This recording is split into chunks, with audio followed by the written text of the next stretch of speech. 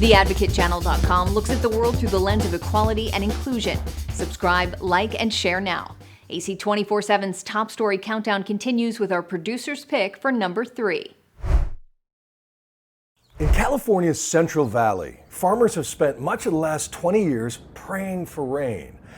But then came this winter of relentless rivers in the sky, enough to bring a long-dead lake back to life and drown over 150 square miles of farmland and counting.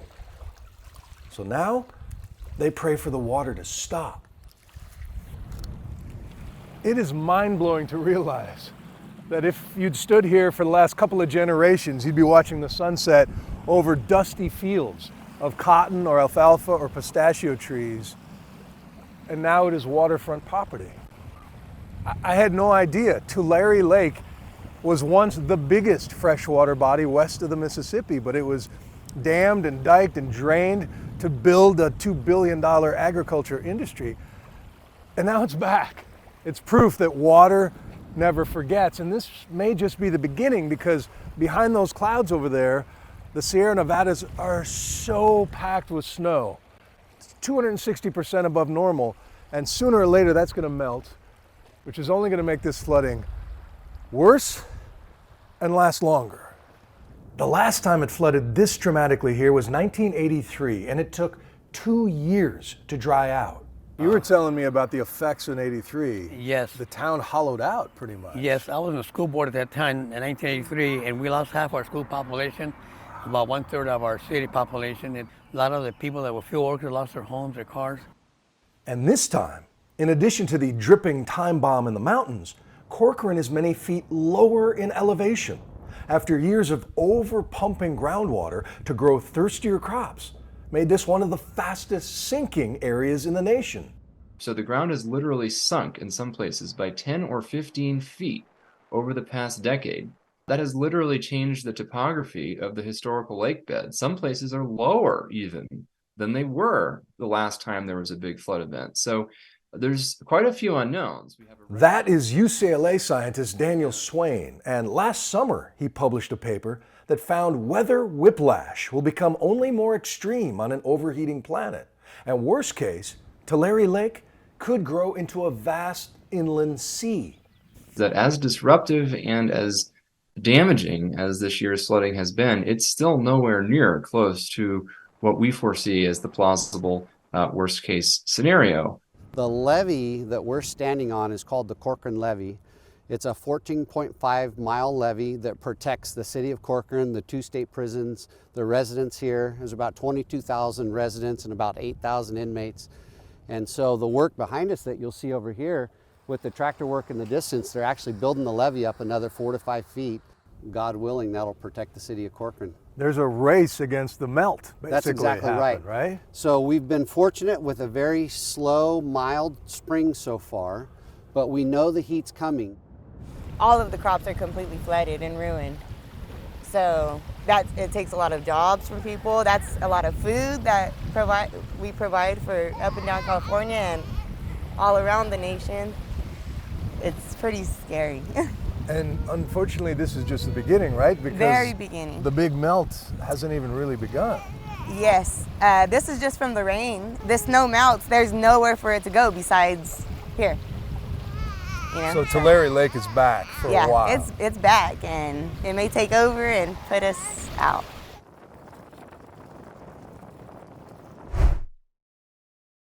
Like the Advocate channel on Facebook for the best way to get updates on stories that advocate for equality, justice, our rights, and more. AC 24/7 continues with today's top 2 pick.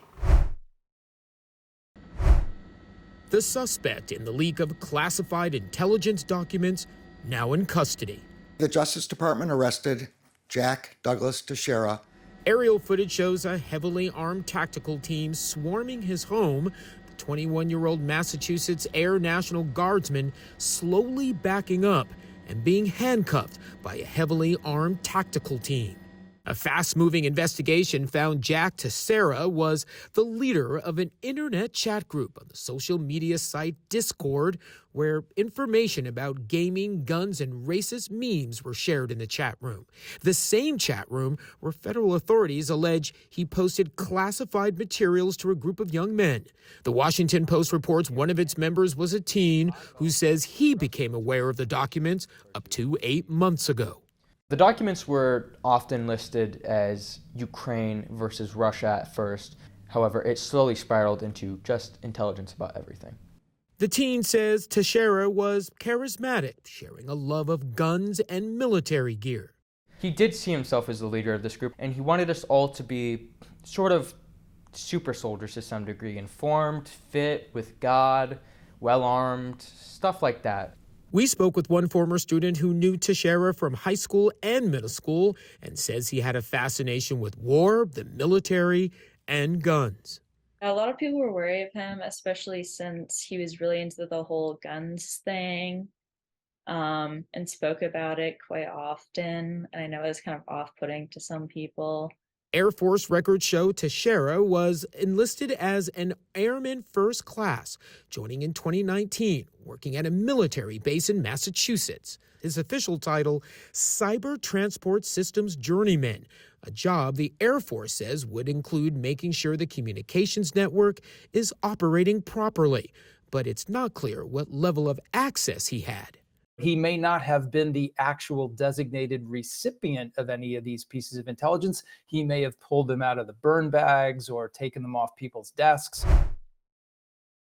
Follow the Advocate channel on Twitter and Instagram to stay updated on stories that matter every day. Here's our #1 story of the day. Take a look. The curtain officially raised in what could be an explosive trial. Jury selection started today in the $1.6 billion lawsuit against Fox News brought by Dominion Voting Systems. Potential jurors asked if they regularly watch Fox News programs and whether they can still be impartial if they do. Simply knowing a story isn't enough to get someone kicked off of a jury, because judges often instruct or will instruct jurors to put aside anything they know about the case beforehand and pledge to be fair. Tonight you are watching The case centers around Fox's decision to allow strange, inaccurate claims about Dominion onto its airwaves after the 2020 election to promote the false theory that the election was stolen from Donald Trump. Electronic voting machines didn't allow people to vote, apparently. And that, whatever you think of it, the cause of it, it shakes people's faith in the system. That is an actual threat to democracy. Host Tucker Carlson, part of an array of high-profile Fox hosts and executives expected to take the stand. A roster including Sean Hannity, Laura Ingraham, Fox chairman Rupert Murdoch, and Fox News CEO Suzanne Scott. But analyst Eric Wemple says much of Dominion's case will likely center around second-tier stars like Lou Dobbs, Jeanine Pirro, and Maria Bartiromo. Sydney, we talked about the Dominion software. I know that there were voting irregularities. Tell me about that. Those people, their state of mind is going to play a really big role in this. What did they know? When did they know it? There's going to be situations where they're going to be read back their text messages, the text messages of their producers, all kinds of correspondence saying, you knew this was BS, didn't you? Today, audio recordings of previously unaired conversations between Bartiromo and then-Trump attorneys Rudy Giuliani and Sidney Powell were made public after being played in court.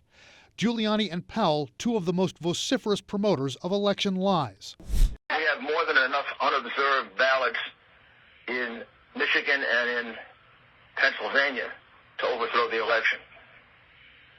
Okay, perfect. The discovery process has already been bruising for Fox, with Rupert Murdoch saying under oath of the election denialism on Fox, "I would have liked us to be stronger in denouncing it in hindsight." With Rupert Murdoch, he is where the entire organization rots from. He confessed in a deposition that he could have stopped this madness, but he chose not to. That's a tremendously incriminating comment, at least journalistically.